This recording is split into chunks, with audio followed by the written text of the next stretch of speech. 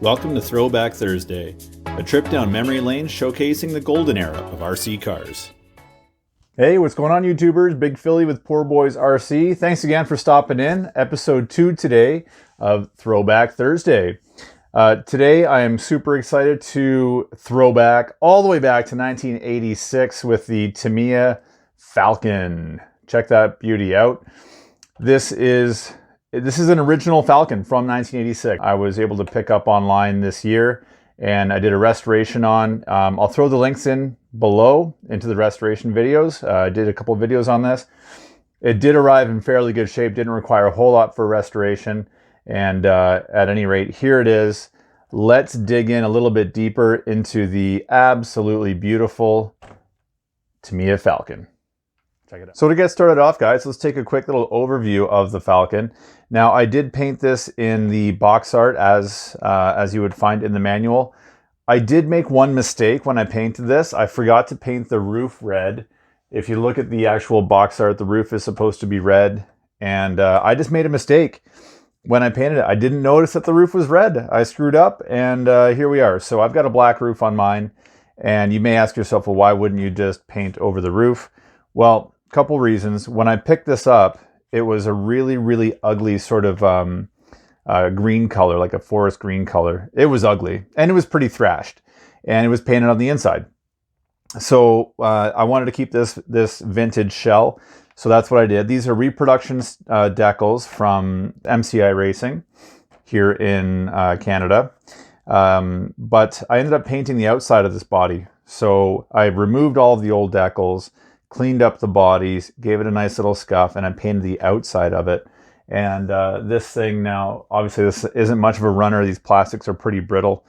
But yeah, I just painted the outside of this. So by the time I painted it, put decals on, I wasn't into having to buy a whole new decal sheet to, remove a couple of these decals and paint some red. So just gonna leave it as is. So this one is a little different, slightly different from box art, not too far off though.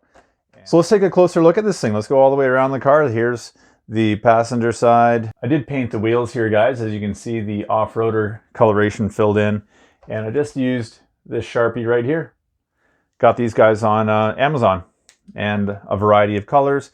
And I like to use the color to match the vehicle. So that's what I did there. Tires have a little bit of wear on them. They're not too bad. Just a little bit of wear, still a lot of life left. And again, these are original tires. Going over to the front tires, we see just like a nice ribbed front tire. These are still rock and plastic bushings, which are not too bad, really. Little bit of wear in them, a little bit of play. That's all good. This is a shelf queen. Front bumper's in decent shape. Over to the other side, same thing. We got a ribbed front tire. Nice looking body, and when I got this, now that I'm looking at it again, I remember when I picked this guy up, these tires had some flat spots on them.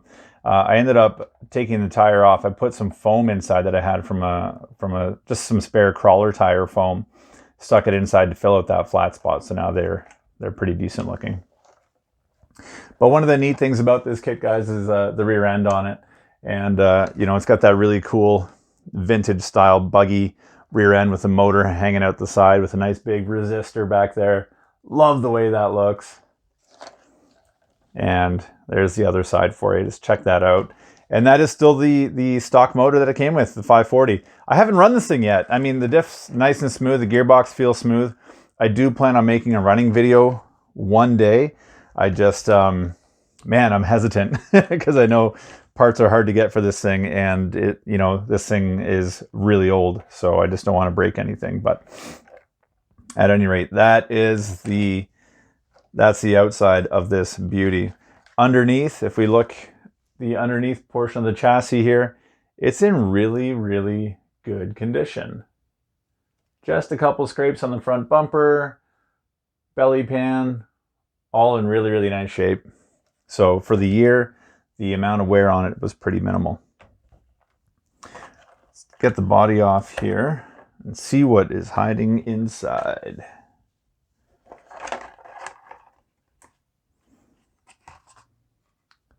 There's my little driver figure in there too.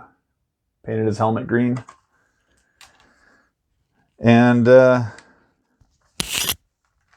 the inside of the chassis, guys. So again, this is 100% stock. This is 100% 1980s vintage Tamiya. So I was really happy to find it in this condition. I had to clean it up a little bit, obviously, but came in really nice shape. Still has the plastic, the Lexan cover for the manual speed controller. Manual speed controller's in beautiful condition. Futaba servos in here. And it did come with a Futaba radio as well, a 2-channel stick radio. You may not be able to see it, it's just hiding underneath there, but there is a Futaba receiver just underneath the speed controller.